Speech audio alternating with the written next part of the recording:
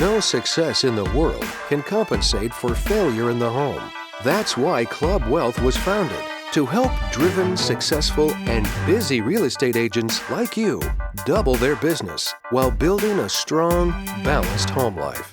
Join us each week as high-producing agents and team leaders share their stories and unpack the principles and systems they've used to double, triple, and even quadruple their business while enjoying greater quality of life. And now, here's the latest episode of Club Wealth TV. Welcome. My name is Michael Hellickson, and as you can tell, I'm coming to you from a hotel room somewhere in Wilmington, North Carolina. I see water over here, and I know I'm in Wilmington. That's about all I can tell you. So that said, my name is Michael Hellickson. I'm one of the coaches here at Club Wealth Coaching and Consulting. And with me today are two of our other coaches who are also baller agents. My co-host, of course, Mr. Brian Curtis. And I say Mr., it's Mr. Coach Brian Curtis. And Brian is in Bentonville, Arkansas. And if you don't know where that's at, you may have to look it up on Google like I did. But I will tell you this, it is in the middle of nowhere, but somehow, some way, Brian finds a way to sell 330 homes a year in this town in the middle of nowhere and does it with style. So Brian, thank you for being our co-host today. Love having you on. And then we have Mr. Brandon. Everybody in my state is freezing their butt off. Landro, who is also a coach for Club Wealth. He's in the beautiful, cheesy state of Wisconsin, where I believe everything is pretty much white there today. Is that not true? The snow all went south of us. I'm looking out the window at some snow piles and pavement. Are you serious? Oh, but I bet it's cold. Can't do anything. It's 26, 28 degrees. This has been a very mild winter.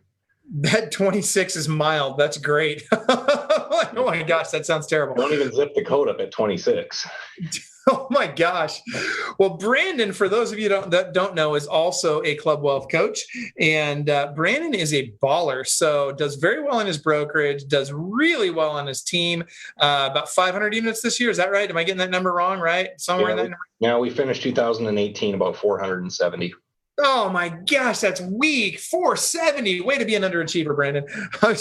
That's awesome, man. 470 units. How many people on this planet will ever close 470 units in a year?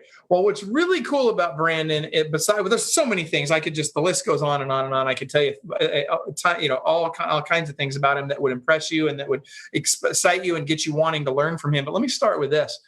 Brandon has got not only his brokerage, not only his local team, but he's also now in expansion markets and he's doing well with it. And that's difficult to do. And it's very rare that you find people that do well with their expansion program. It's hard to do. Most people fail at it for years before they finally get it right. Brandon got it right from day one and has been doing well with it. You got it right. How's that? Got it right enough. So Brandon, first of all, tell us about kind of your journey. Start with, talk to us about your journey through Club Wealth, because when you first came to Club Wealth, you really were primarily a broker. Now you're a broker and you've got your team, and then you've also transitioned now into expansion. So walk us through that progression. Yeah, I started coaching with Club Wealth and with Michael directly, I want to say September of 2016, so a little over 2 years ago. And I was exclusively a broker owner. I started our brokerage. I got into real estate when I was 20 years old. And it was what I was going to do until I figured out what I wanted to do with the rest of my life. So we'll see if I ever figure it out. But after 2 years, I didn't like the independent broker that I was working for, and I was thinking about my options. And in Wisconsin at the time, you could go out and you could get your broker's license pretty early. So I went out and got mine. And very short time after my second anniversary with my company, I walked into my broker's office and said, "This isn't working out for me."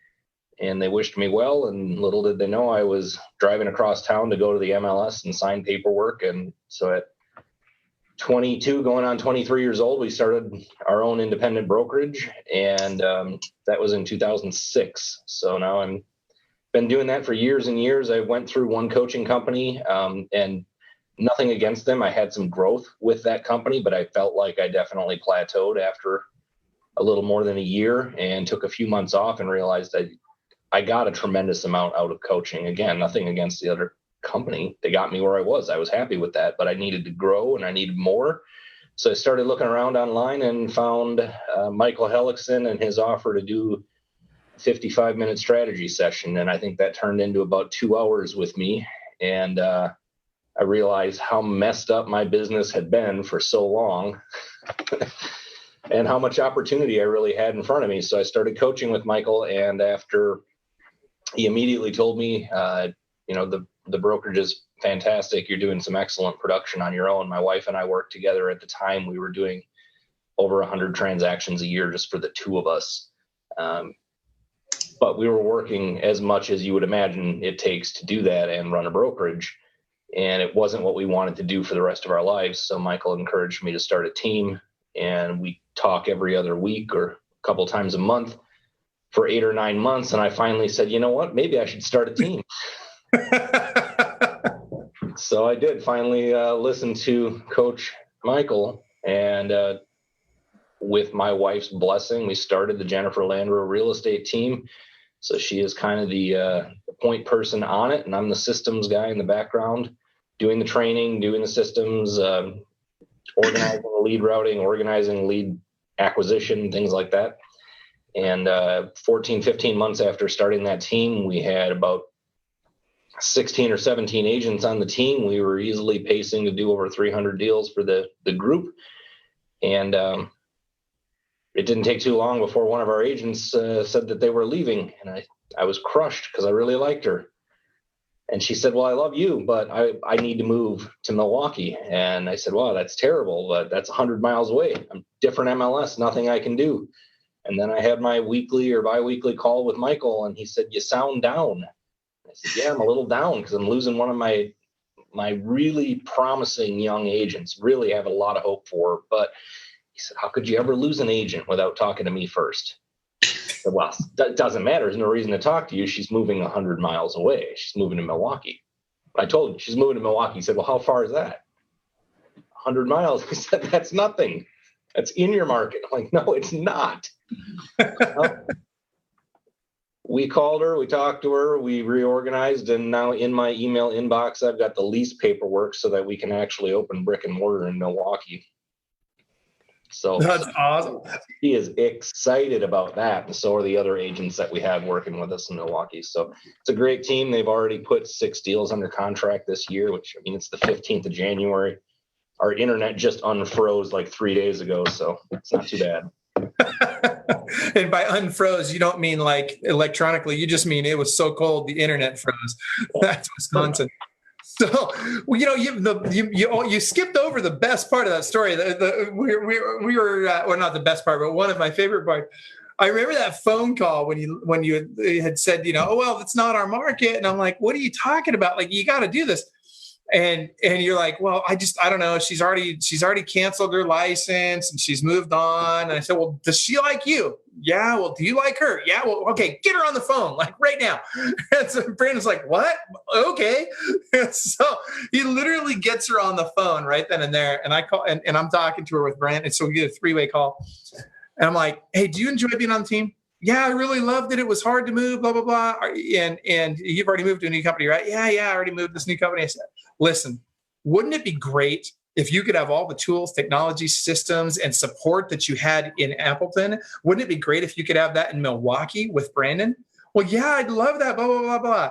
Fantastic. And she committed right there on the phone. She's like, okay, I'm doing it. Let's go. And all of a sudden, Brandon's got an expansion team, and you're killing it there. 6 transactions already this year. And by the way, as of the recording of this video, it's the 15th of the month. So, 6 transactions in the first 15 days of the year. Fantastic. And that's an expansion team. Right. That's with 5 agents in that market right now. So now that we have our lease in place, we're going to get a little bit more serious about recruiting down there. We made a schedule for me to be there every week. And it's part of the commitment that you have to make if you're going to expand. And I know that we have other coaches in Club Wealth who do expansion on even a bigger scale geographically, and they're in different states. So being in one place or another week to week is not possible. It's not realistic anyway. But for me, being 100 miles away, being less than a 2-hour drive away, there's no reason that I can't be there every week and giving as much support to those people every week as I give and have been with our Appleton agents, and how I got them off the ground as fast as, we kind of have a history and a track record of doing so. Go ahead, Brian. So Brandon, and I think you hit on something that's very important. As someone who's done expansion, failed at expansion, succeeded at expansion, just all the iterations throughout the whole thing. If I could go back in time, I would move myself, have a different location, and then have an expansion team an hour, 2 hours, 3 hours away. I'm a little jealous in my market. Realistically, the closest expansion market that I could have that would be reasonable is probably 4 or 5 hours away. That being said, I think a lot of people want to go and just do this. Hey, we need to go over here. We need to go over here. I know somebody in Houston, so I should start an expansion team there. It's so much easier when it's when it's an extreme extension of your local market. Because again, if you have a crisis there right now, you can hang up this phone call and be there in 2 hours. Whereas if you're sick, having plane right away, it not only can't you do that, but you also won't. And I don't know how else to say that, but the reality is, if you're looking at expansion, if you're watching this webinar, you're like, yeah, I want to expand. It's great because Brandon had so much success and I want to follow his model. By the way, do it. But the first thing you want to look at is, can I do it without changing states? Because that's one of the biggest things that people have to deal with. People call me sometimes and they're like talking to me about a contract in another state. I don't know. I've never studied there. And even though I've studied that contract, I'm still not nearly as proficient on it as the state that I'm in. And I just want everyone to know the best place to start expansion is in your same state, because all the rules still apply, and there's no, you'll have some board differences, but at the end of the day, you understand the contract and you understand the process from A to Z. And I think that that's really important. And congratulations on having that opportunity.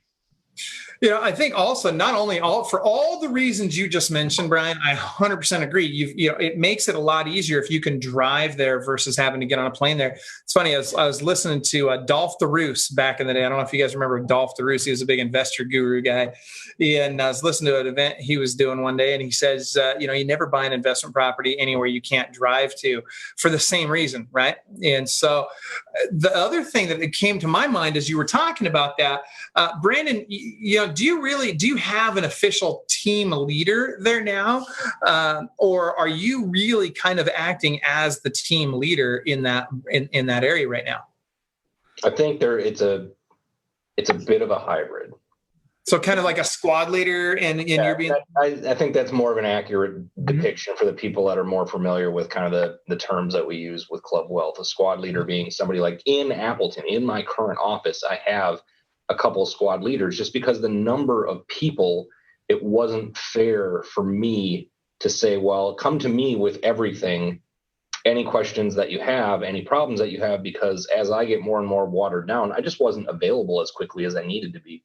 So Marion, the original agent who persuaded me to move in that direction, has taken on that role. She's meeting with them, going over scripting. She's going over their CRM, practicing with them. I'm doing Zoom video conferences with them to make myself, it's more real. That's the reason that we do this instead of just an audio call. It's more real when you can look at somebody and see who they are and see their expression, their tone, their inflection. When they're looking at their phone and not listening to you.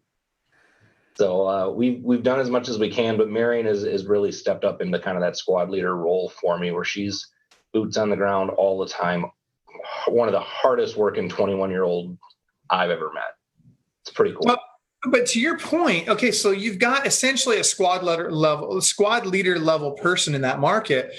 But what makes that possible? Because Brian and I and Sri and I, Brian and I, we've been having this conversation about, the importance of having good leadership in the markets we go in, and what a difference that makes. And you're able to get away with, instead of having to have a team leader level person there, you're able to have someone who's maybe at that squad leader level currently, because you can go and you can fill in those gaps.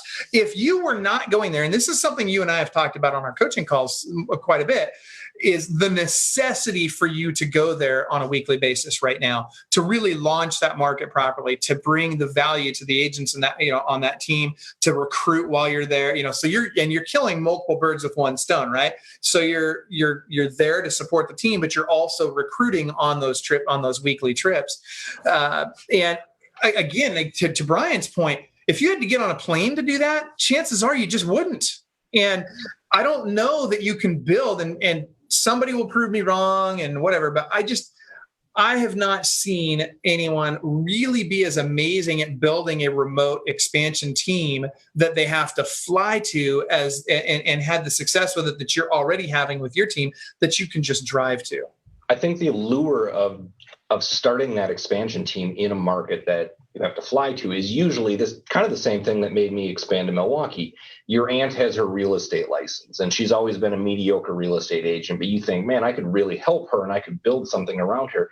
And maybe you could, but what you are forgetting is the value that you as a team leader are bringing to your team, how much they are growing because of you. And when you take yourself out of the equation and all you have is somebody else who really enjoys what you do, but maybe hasn't developed the leadership skill set yet, why are you going a 3-hour flight away when, my local market has roughly 500,000 people in it.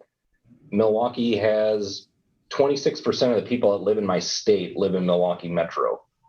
It's 1.5 million people out of 5.7 million in the state.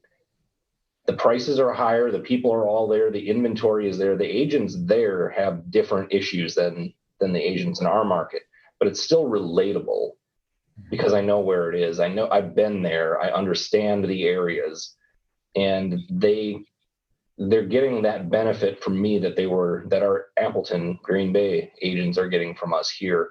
So I just feel like you're being drawn to expand into a market that you have no idea about because you happen to know somebody who happens to have a real estate license, as opposed to going and finding that person in markets that you do know and you can take better care of.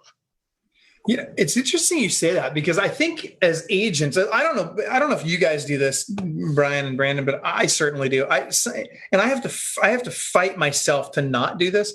But there are times when I feel like I just take on projects, right? Because I know I can help this person, and oh my gosh, I know I can make this work. And I forget that, man, I got all this other stuff going on, and dude, I might have to spend a lot of time with that particular person to get them productive, to make this situation work. And as I'm hearing you say this, I'm thinking about the lessons that Brian and Shereen have been learning through our experiences with expansion and the importance of, having that leadership in place. And I agree. I don't think there's any substitute for you, the team leader, right? I just, and Brian and Shereen and I, in our case, I think, really markets that we should be focusing on are markets that, Brian can drive to, or I can drive to, or Sheree can drive to, so that, and then we need to have that commitment level where we say, okay, well, I'll go do a meeting once a week in that market. I'll spend a day a week in that market. And I almost think if you're not willing to do that, it's going to be a much steeper uphill battle. I don't know, Brian, what are your thoughts? So Brandon, and this is what I thought as you were talking. So the hybrid model that he kind of has, he basically has a squad leader. I want to say glorify, that's not the right word, but just slightly above what I would call a squad leader. I've got 3 of them on my team locally. But to the point, though, is what I've found is that the Brandon can step in and answer every single question. Whereas, again, if I'm trying to answer a contract question in the state of California, I'm licensed in Arkansas. I've never done a real estate transaction in California. I just don't know the answer to that question. So it really changes the person that I need. If you can stay basic, I don't know what the term we're going to call it, hyper local, extreme local. I don't know. I'm just making stuff up. But if you can stay within that certain radius where all the rules are exactly the same, then it's much, much easier to expand. Because again, someone says, how many days do you have before the inspections due? Well, I know that off the top of my head. In California, how many days are before the inspections start? I don't know. So, and I'm not don't think it's good to try and figure that out. I think that is a different person that I need to have. So, and again, a team leader that is going to run my entire team in a state that I'm not even licensed in, I've got to pay that person more. I've got to have a person who's more dedicated than that. It's a really hard person to find, and it's a hard person to find for two reasons. First of all, the people who are super good at that stuff, most of them are building their own teams and don't want you because they're like, I've already got all these systems and models in places. I don't need you. So really, to find that person, you're looking for that potential person who you see who hasn't quite done it yet, and all they need is a little bit of guidance. And so, it's a really fine line to walk. And again, if you don't learn anything else from this webinar, start local, because I was coaching an agent who was in a market who could expand like 10 times right around within an hour and a half. I mean, literally different cities there in Texas. So, so much opportunity there. To Brandon's point, he went from a market that was 500,000 to a market that was 1.5 million. So you've got triple the opportunity there. If you have the same market share in location A that you have in location B, you've got triple the business, higher price points, things that we haven't necessarily talked about. But, you don't want to go into a market where the average sales price is $150,000 as an expansion team. I don't care how good the leader is. That is a real challenge. I mean, so don't go backwards. Things you want to look at is leadership opportunities. You want to look at, the people that you've got there. And then you need to look at realistically market saturation and price point, because, at the end of the day, if I close 5 transactions a month, is that worth $20,000 to me? Is that worth $5,000 to me? So, got to do all that. And the beauty of it being local is you can figure that out relatively quickly and relatively easy. Yeah, I very much agree with kind of analyzing those price points, because if you're in a market that's already a 600 price point, fine. If you want to expand into something that's going backwards, then do that, because you can afford to do that. But the people that are in those $150,000 and $170,000 price points are looking for ways to expand out of them. So don't be the one who's expanding into them. Don't go backwards. Grab the market share that they're like, this is too hard to profit. You also have to look at, what are your primary lead sources and how do those convey into the new market? Is it something I've had very, very few things that we have done that we have had agents in one market say we love it, and agents in the other market say it's not working here. But I know that if I start crossing state lines, I'm going to get more of that. I'm also going to have to buy different systems. I'm going to have to buy additional. What things can you just duplicate for no additional cost when you're expanding into a different market? And what things do you have to bring in do you need a new CRM because you're going into a new MLS? Or does your CRM allow you to add a second MLS spot into it and allow you to continue to do that? And I think that's a really important thing to look at. So here's something that we found, for example, for a period of time, we were going to have an expansion team in Denver. And, our main source of leads for expansion is realtor.com. Well, guess what? I couldn't buy any. It wasn't that I wasn't willing to. It was literally, I would send my account rep stuff for multiple states in Denver. How many got in Denver? None.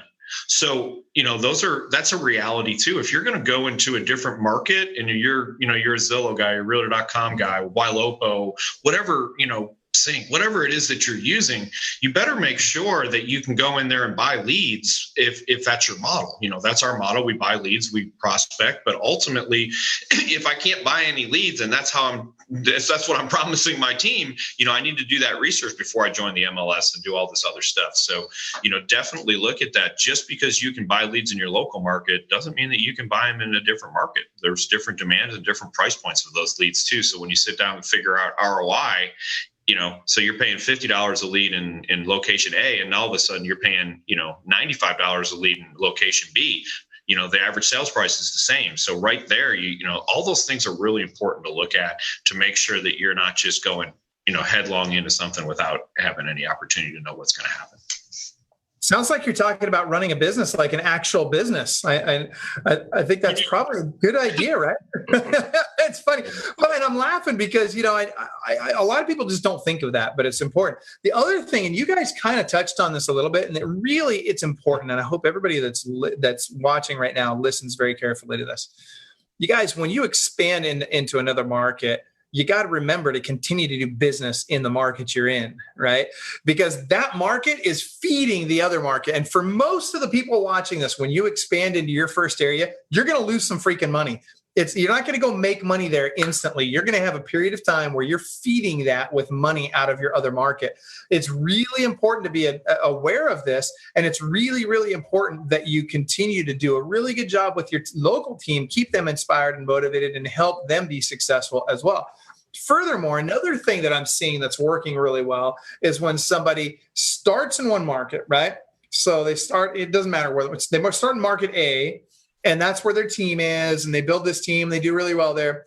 And then they say, okay, I'm going to go to another market, and I'm just going to come back and visit market A. So I'm going to go move physically. I'm going to go live in market B, but I'm going to continue to go back, and I'm going to visit market A once a week.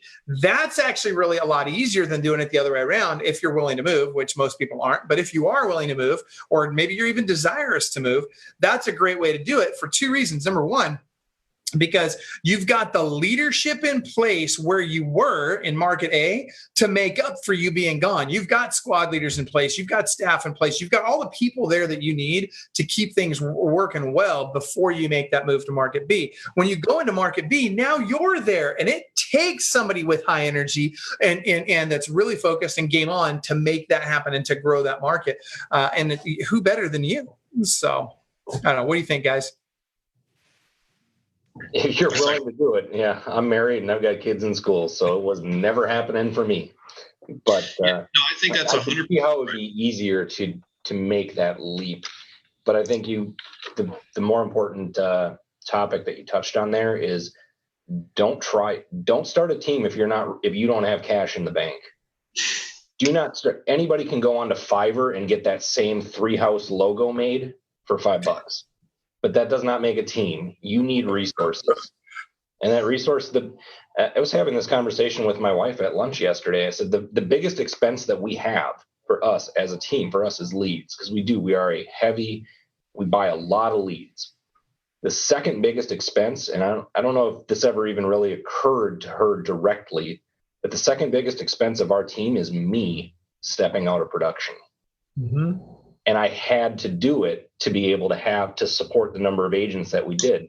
So if you think that you're going to start a team, or if you're going to start an expansion team with no money in the bank, thinking that you're going to start turning dollars day one, well, I got news for you. Even if you get 3 great agents who come on day one with all their cousins waiting to buy houses, you're still not making any money for 45 days. You're still losing money for 6 weeks. And that's probably going to continue for a little while. So if you're not prepared for that, I thought about it like when I added, radio advertising. I wasn't going to do it day one if I wasn't prepared to do it for a year. So I wrote that $50,000 check. And my market radio is cheap. I know in some of your markets that might get you a month. Yeah, I was going to say I was at about 30 to 40. So Brian, you were going to say something. But I wouldn't do it if you weren't committed to doing it, because you can't. You're dealing with people's lives and people's incomes, and it's your job to support them and give them the systems. Michael and I have said this and talked about this quite a bit. It's our job to build the systems to allow them to be successful. It's their job to become successful, put in the work. Yep. If you're not building the systems, you're not doing your part. And if you don't have the resources and the time, you're not doing your part. So that would be you have all the control in the world over the one and almost none on the other. So go ahead, Brian. Yeah, so I think to Brandon's point, and again, unfortunately, there's no free education that I'm aware of. I guess you can watch our webinars and get super smart. But all these things don't always impact you until they impact you directly. And understanding that, radio, for example, I know that I ran radio ads for at least 5 months before I got a single phone call. And it was like, wow, I was super excited. I'm like, hey, maybe I can get my ROI positive, still isn't quite there, but it's definitely something that's helping us. Expansion's kind of the same way. You've got to understand that you're going to do that. The things that I want people to look at is if they're looking at expansion is which models are duplicatable. So for example, I use Follow Up Boss. So it's very easy for me to take follow-up, boss, and, give it to everybody on an expansion team. That works just fine. Again, I don't know if that works with Commissions Inc. and FirePoint and all these other I don't know. I don't use that. But, again, I know that I can give them a CRM and I can turn that on instantly. So instead of spending an additional $500 a month, I don't have to worry about that. It's nice to have those things and understand the things that are 100% duplicable. To your point earlier, Brandon, the most expensive thing that I've ever had to do in my business was step out of my business. So, here's a comparison. I made in 2017 versus 2018, the first 6 months of the year, personal production, $120,000 less. And that, when I saw that number, it kind of choked me up a little bit. I was like, holy smokes, that's a lot of money. But at the end of the day, I couldn't build my team and sell 75 houses a year. Maybe there's people out there who can. I just didn't have the bandwidth or the desire. I don't know. I can't. At the end of the day, sometimes you got to sleep. Sometimes you got to find things that work for you. So, understand that and, listen to that number. If you're a person who's saying, I'm going to step out of production, great. I think there's a lot of power in that. I think there's a lot of ability to build your business. But how does $120,000 in, GCI decrease sound to you? No one's excited about that. So, and again, we've offset that by getting more agents and doing other things, but it's a real thing. And I want to say 95% of the agents I've ever talked to as starting in coaching, that's all their goal. And again, I'm not against it. I think it's great, but understand the impact and understand all the hard work you're going to have to do before you just say, you know what, I don't ever have to sell a house again. So, just keep that in mind. Too many people say that not too early, way too early. When you are 75% of your team's production and you step out, that is way too early. It's a huge problem. For the first 2.5 years that I had a team, I personally outsold my entire team for the first 2.5 years. All of them. And again, that's not to brag about that. It's just that that's the reality. And there takes a time to get that to where you've got agents who are up and running and understand that real estate's an extremely simple business, but it's not an easy business. I remember, and I bet you do as well, the first month that our office agents outsold me and Jenny. Oh my gosh, that was like, I was never so happy to get beat by somebody. Yep, absolutely. Yeah. So in 2018, I'm not the number one agent on my team. And that makes me so excited. I did, by the way. And, here's something else. And I'm not sure if this is the road we were planning on going down, but I want people to think about this. It's important is, would your team fall apart without your production? And why do you want to get out of, what are you doing that is more productive? So for example, I had a conversation with somebody one time. They said, hey, somebody called me, wanted me to list their $400,000 house, and I didn't want to do it. And it was a past client. So, for me, that's an hour's worth of my time. It's a $400,000 house. That's $12,000 in commission for about 3 hours of work. So is there something else I'm doing that's making me $4,000 an hour? If so, by all means, go do it. But if not, maybe you go list that house. And again, that's just a philosophy that I'm throwing out there to people, because again, with my system, I sign the paperwork, hand it over to my listing and marketing manager. The next time I have a conversation is either to do a price reduction or because we have an offer. So, realistically on the list side, if you've got all these systems in place, it only takes you an hour to list a house. And just something to consider if you're a person who wants to get out of production, don't give away the low-hanging fruit.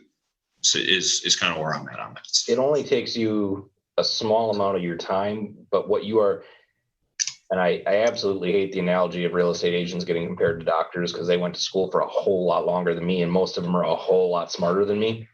But what you are not paying them $800 for a short appointment for that piece of their time. What you're paying for them is all their experience and education, so that you can trust them to put a needle in your arm, put it to sleep, and then cut your veins open, and it's going to all come back together. Sure. They didn't learn that in 10 minutes, and you didn't learn how to list that house in that you didn't get paid for that 3 hours. You got paid for the systems, the administrative people, the experience that you have, the knowledge that you have, the trust that referral has in you personally. So I I do agree. There is a time, and I told our team I did about 40 sales last year. My goal this year was to do 6. And the only reason the goal wasn't 0 is because I think realistically there's going to be 6 times this year where I'm just like, all right, I'll go do it. Right. And to me, that's, that doesn't mean that Brandon's out lead generating every day. What that means is his best friend called, his brother called, a house that he's sold 5 different listings to called because he wants them to sell another house. Those are the easy things that we do, and, take advantage of that. That's great. And, I'll probably sell 10 to 15 houses this year. I'm not lead generating for those. That's my team's job. That's what they do. And I give them that. But ultimately, at the end of the day, yeah, I've got a house that's coming up. Again, I've sold the guy three houses. He's moving to another state. I spent 15 minutes with him. The house will be on the market, So those are the things I'm suggesting that you do to leverage yourself, because again, that's worth somewhere in the range of $2,000 to $3,000 an hour for me. As soon as every task I can do makes me $3,000 an hour, I'll stop listing those easy houses. Okay, so to riddle me this. So, Brandon, you're in Milwaukee now, in addition to Appleton. You have 5 agents in Milwaukee, is that right? Correct. How did you find more interviews this Friday? What's that? 5 currently, more interviews on Friday. Okay, so how many interviews do we have on Friday? 4 interviews confirmed. So fantastic. Knowing what I know, 2 show up. Yeah, and that's okay. That's all right, because at least we know 2 will show up, right? So, but what I want to key in on is a couple of things. Number one, are you using WiseHire at all? Absolutely. Okay, so you are using number one. I'm running 4 or 5 ads on WiseHire at any given time. Love it. Okay. And that's good. And for you guys, WiseHire, for those of you that don't know this, WiseHire sponsors Club Wealth TV. And we love them, right? Go to clubwealth.com/WiseHire, or maybe it might be wisehire.com/Club Wealth. I can't remember, but you get the discount there. And at the end of the day, they're great, right? They do a really good job of helping to feed that pipeline on the front of the funnel. What your 5 people that you've got in Milwaukee now, where did they come from? How did you find those 5? The one came in through WiseHire and then eventually moved to Milwaukee. So that's kind of what started everything. Mm-hmm. But WiseHire gets credit for that. Cool. Second one that came on was also through WiseHire. Okay. Third one that came on was through WiseHire. And the 4th and 5th one were our agents talking and letting other agents that they worked with know that there's an opportunity over here. Okay, so this is good. I like where we're going with this. So, okay, so you've got a couple of different lead sources, right? It's just like in your real estate business. You got to have multiple lead sources. You cannot have one freaking lead source. Ideally, you want to have a whole bunch of them. So, I don't need one lead source that gets me 1,000 transactions a year. I need 500 lead sources that give me 2 transactions a year, right? I want to have that diversity. Maybe that's a little extreme, a little bit, but you get the point, right? Like I'd rather have 20 transactions bringing me 50 transactions, or 20 lead sources bringing me 50 transactions a year each, because now I'm diversified. And when one dries up, the rest are still kicking off leads. This is the same thing in your recruiting efforts. So with those ones that the agents brought in, what are you doing to incentivize those agents to bring people in? Are you paying them a whole bunch of money? Or are you doing, what are you doing? I do actually pay our agents a referral on the first 10 transactions that somebody that they bring in does. That happens for our brokerage, for our team in Appleton, our team in Milwaukee, that if you start the conversation for me and you think that they're a good fit, I think that's a really good referral, because I don't think that it's not enough money that the agent is going to say, bring this person into my team if they don't like them. And so to me, it's not only the agents helping me identify prospective new ads to the team, but it's helping me identify the right people to add to the team. Somebody that they like is, I like them. So it's probably somebody I'm going to like. And I was having this conversation with some string on Facebook the last few days. And do you hire everybody who interviews for your team or wants to? Like, absolutely not. I turn away way more people than I tell Michael about. You turkey. Oh my gosh. So Brandon, let's talk about something in that same line, because this is one of the objections I've heard from a lot of team leaders is, well, my team doesn't want to recruit. So because they feel like there's a scarcity mentality that sometimes comes with that. And I can tell you, when I first had I had 2 agents on my team, and when I brought that 3rd agent on my team, one of the agents who's no longer with me, oddly enough, was like, "Wow, do you really want to bring another guy on? Because now what we're doing is we have X number of leads, and we're not getting enough leads. We're not going to get enough support." And one of the things that I've spent ever since that happened is spent a lot of time explaining to our agents how beneficial it is for our team to be bigger, because there are tons of benefits from that. The reality is, if you have 2 agents on your team and they're both out showing houses, then you can't help each other. If you got 15, 20, 25, there's always someone who's available to help the other people. So you create leverage around these things, and we have to give benefit to our agents for recruiting people. Otherwise they go into that scarcity mentality of, hey, well, I don't want that, because more agents means less leads. That means less opportunities.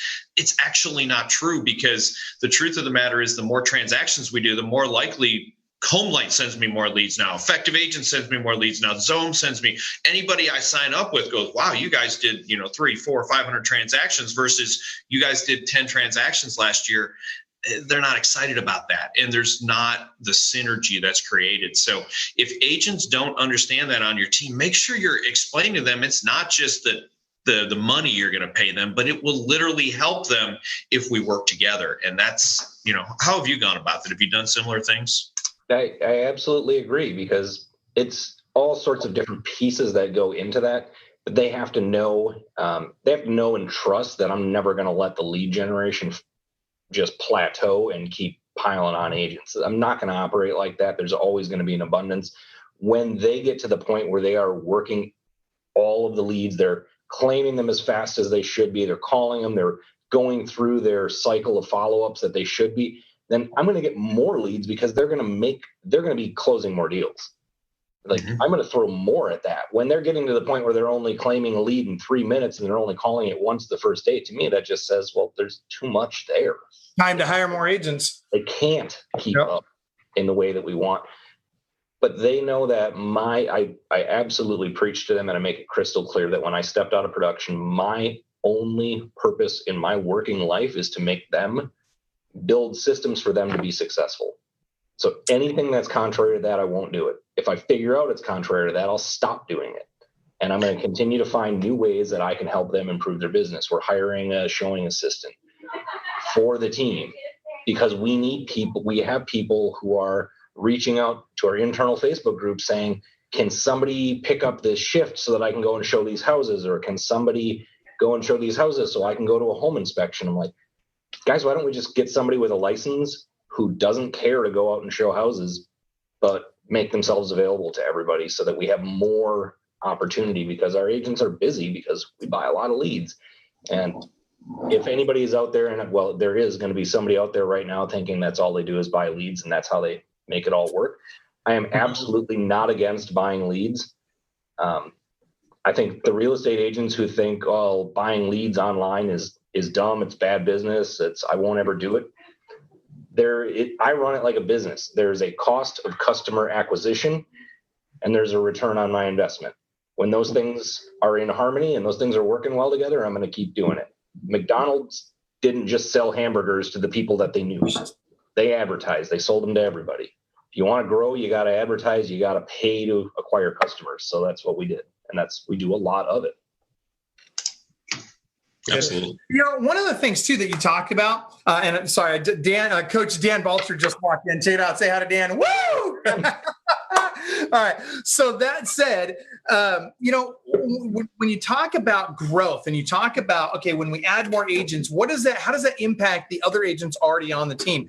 One of the things that you guys didn't mention, and you mentioned a lot of great benefits from that, but one of the things you didn't mention that's huge is the market dominance, right? Now, everywhere you go, you're seeing more of your signs. You're involved in more transactions. You're all over that marketplace more than you were before, and that attracts more business. Frankly, signs are one of the biggest pieces of this, right? The more signs I got in the ground, the more interest I have in my team. And that doesn't just go for the yard sign. That goes for like bandit signs. It goes for directional arrows, the whole 9 yards. But all of a sudden now, I've got better momentum, and the perception in the marketplace is that we are the ballers, and that attracts people to our team, both in terms of clients and in terms of additional agents that want to join our team. So that momentum is really, really important, and it takes a while to get to that momentum. You've got to be at that 250 to 300 transactions a year mark before you even begin to start feeling it. But once you get there, it takes off. It's like a locomotive, right? It takes a little bit of time to get it going down the track, but once it is, it's got momentum. It's hard to stop.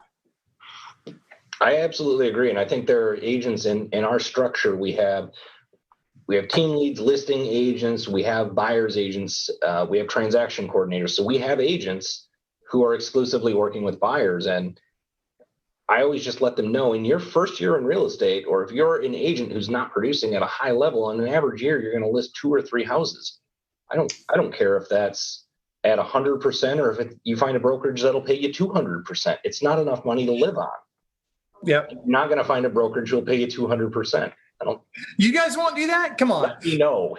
Yeah, exactly. We're all going there. But if you have 10 other agents on the team who all would have had 2 listings fall in their lap this year, well, then that's 20 listings that the team is advertising together, that the team is holding open, that the team is doing massive Facebook advertising on, coming soon listings, that the team is leveraging that for you.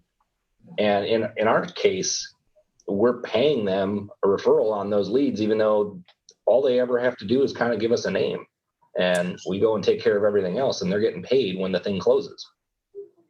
So this is an interesting discussion to have. So I did something about 8 months ago. The reason I did is I kept getting this conversation. Brandon, as a team leader, you'll probably get it too. Why can't I list houses? Why can't I list houses? Why can't I? And here's the thing. My philosophy is pretty simple, and I think Brandon said, so I want to reiterate it. When you work with buyers, you get really good at working with buyers. When you work just with sellers, you get really good at working with sellers. So the last thing we want to do is take a $150 realtor.com lead, go show them a house, and then go give them a listing presentation from the same buyer's agent. That buyer agent screws that up, not because they're a bad person, but because they've done one listing presentation in the last 6 months. And now not only did we lose the listing, but we lost the buyer because they think the agent's incompetent because their listing presentation is horrible. That's an extreme example. But it happens. It's very true, because the National Association of Realtors does their profile of home buyers and sellers. And they interview all these sellers, and they say, how many real estate agents did you talk to before you picked something? The average is just a buzz over 3. Mm-hmm. So for simplicity, let's say it's 3. So let's say that the 3 agents are me, Brian Curtis, and somebody who's had a license for 8 minutes. Well, who's going to get the listing? It's either going to be me. Of course. Brian, if I have an off day, Brian's got a chance. The agent who's only been on 3 listing appointments is really, and this isn't anything against that. We were all new at one point. We all did our first, and we all screwed up our first opportunity at some point. Yes. But why do you want to do that when you can kind of tap in the ringer and say, go get it? And you know they're coming back 85% of the time with their listings, and you're still getting paid. Yeah, I can tell you, and this is not to pat myself on the back, but I got in 2017 is the last time I've done this, but I got every single one of those that was referred by one of my listing agents to me in 2017. And that's not because I'm super awesome. It's because I'm good at the listing presentation, and it's a really, really, really strong lead. So that's how important it is in my mind to send somebody who's good, and you've already got the credibility. So, and I'll say this though, this is the switch that we made to kind of compensate for the fact that I hear this over and over again. We let them list their sphere now, because to somebody's point to me, but you said the reason that you didn't want me to do it is because I would lose the listing potentially. I'm not going to lose my mom. I'm not going to lose my brother. I'm not going to lose my best friend because they like me. So I let people list their sphere now. And it's been that stopgap in between that complaint. Because to your point earlier, if I'm going to go be a single agent, I'm going to list 2 houses. Who are those people going to be? They're going to be your mom and your brother, or your best friend from high school, or somebody you went to church with, or whatever. That's who you're listing anyway. So I let them do that. And I'm not saying you should, but I can tell you it's been a pretty successful program for us. And it works out pretty well because they use all of our systems. They, just like me, when I take a listing, I hand it to my listing and marketing manager. That person handles everything from that point forward anyway. We're doing the same thing. So that's what I'm doing out there. And it's helped morale around listings. So let's talk about this really quick because I want to come back to Corey's question. Corey Smallman had a question here a few minutes ago. He said, when do you know it's time to expand into a new market? Is it when an opportunity presents itself or after you have achieved significant market share in your existing market? I would say you're going to rely more on the latter part I should say the former part. The opportunity needs to be there. I think that's incredibly helpful, but it also ties into if you've had significant success in your existing market, a couple of things should be the case. You should have some money set aside. If you're broke, you have not had significant success in your existing market. I know a lot of agents who sell a lot of homes and don't make any money because they spend $1 to make $1.04. So if that's your system, please don't go duplicate that. But if you have a running, well-oiled machine and you're like, you know what, I could step away and spend a little bit of attention on something else right now, and I've got the resources, the capital, so I need the time and the money to put into this, then it Brandon, I think what you just said really illustrates a very important point, which is that expanding into new markets, it magnifies everything you're doing, whether good or bad, it magnifies it, right? So if you're making mistakes in your existing market, they're going to be magnified in that next market. If you're doing well in your current market, they're going to be magnified in the next market because you're not going to do all the stuff that kind of just got, kind of hung out there, right? All the stuff you've been doing just because it's kind of how you've been doing it. You're only going to be doing the stuff that you know is successful. And so that being said, I think it's really important to your point. I think you need to do both, right? I think the opportunity needs to be there and you need to have the financial wherewithal, meaning you're successful enough in your own market, right? Let me add to that a little bit. So again, coaching someone, why I had someone who had a 10-person team in a city of, let's say, 2.5 million approximately. They wanted to expand. And I'm like, why on earth would you expand? You haven't even tapped what you've got yet. So, if you're in a big market, I think if you've got at least 0.5% market share, you're probably at a good number. If you're in a small market like mine, you better at least be at 1% before you start talking about expansion. You haven't even tapped the things. And again, in case everybody doesn't know this, and to Michael's point, everything is harder because you're further away. And adding expenses that you're duplicating. And again, doesn't mean it can't be profitable, but, start, fishing the stock pond before you start going out and, fishing someplace that you don't know where the good holes are. I mean, there's so many opportunities right there in front of you. Expansion is amazing and I'm all about it, but you got a 4-person team. You don't need to do expansion. You need to build that team, so, yeah, it's interesting. I've got Todd Sandberg. I see just joined in as watching. And Todd, I don't know if you can hear me. I hope you're listening right now. But I see you being on here live. He's a good friend of mine in Seattle. Here, he owns a bunch of ChemDry franchises, and he's owned franchises in multiple states. And I would be willing to bet that Todd would agree with you that it is a lot easier to what we call build from a center of strength, right? I look at when I had my business, my local business in Seattle, right? When I was selling real estate in Seattle, I started off in Bonnie Lake, and actually it was in Federway, and then I grew to Bonnie Lake, and then I grew to Tacoma, and then I grew to just north into Kent and Renton, and I started growing, but I was making leaps of 5, 10, 15 minutes away, not an hour away or 2 hours away or 5 hours away. I eventually grew into those areas. And it was more affordable, it was easier, and it was natural. And what that also allowed me to do is I had coverage, right? Because the other thing that happens is when you go into a new market, you all of a sudden start bringing in leads in that new market, and somebody's got to freaking service those leads. Well, when you get one agent in that new market, and you start having success a little bit, but you start getting these leads, you've got the systems and lead flow and all that in place. And all of a sudden, that one agent that you've got in that market decides that this is not the right fit for them, and they leave. Well, dude, you just spent a boatload of money on leads that now nobody's following up on. And so what I would suggest that not only do you need to be really careful about what market you need to go into, but when you go into a market, the second you decide you're going to be in a market, you'd better get recruiting quickly, because people are going to freaking leave your team. And so to the point earlier that was made, get the leadership. And then as soon as you've got that, go hog wild, get people on that team and get them trained, make sure your systems are tight. And, hopefully you have some good success. All right, guys, we've got 2 minutes left. Go ahead, Brian. So I'll just piggyback that, and that can be my final statement. Understand also that if you don't have the support in place for those people, they will not last. That's right. And, again, and we've learned that the hard way. Believe me, I have.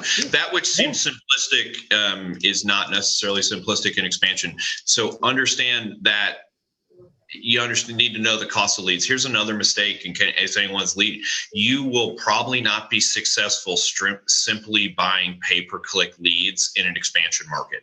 You need some good quality, either someone who's going to get listings so you can get sign calls, or some sort of high quality leads that people can follow up with and close in the first 90 days that they're on the team. Because if you're buying all pay-per-click that's all 6 to 18 months out, you're going to basically unemploy someone for 6 months. They're not going to last. Yep. Brandon, final thoughts before we wrap up? I agree, by the way, Brian. Just like real estate, I'm sure most of the people listening to this or listening in the future are real estate agents. Just like real estate is hard. It is not for everybody. Being a team leader is hard. It is not for everybody. Just because it looks attractive doesn't mean that you can do it. And even if you get to the point where you're running a reasonable team, expansion's not for everybody. You have to be willing to put in the work. And I put some posts on one of the Club Wealth pages not that long ago about you're going to go broke picking the low hanging fruit. If all you want is those easy deals and you want to make your whole career off of that, it's not going to work. You got to put in the time and you got to put in the money, or you're not going to have the success. So I think that was a great question somebody posed earlier. How do you know when it's time? You need those resources. And I think the most important resource you need is your own time. Yeah, fully agree. I love it. And there's no substitute for it, especially when you're building an expansion market. Guys, seriously, great conversation. Really appreciate your time today, both of you, and the lessons learned. And I'll tell you guys, for those of you that haven't considered expanding already, you should be considering. If you're a team leader right now, you should at least be considering it. Have the conversation with your coach. Don't do it until you and your coach agree that it's the right time and that you're the right person to make it happen. That said, really appreciate today's conversation. Everybody, have an awesome day. Remember, go to clubwealth.com/TV. Subscribe to our podcast there. These conversations that we have on Club Wealth TV Live get transcribed into a podcast so you can listen to the audio and you can see some written comments on there as well. Have an awesome day. And remember, you guys, at the end of the day, there's a world-class beast just dying to get out. You got to choose to unleash that beast. So go do something at a world-class level today. Have a great day, everybody.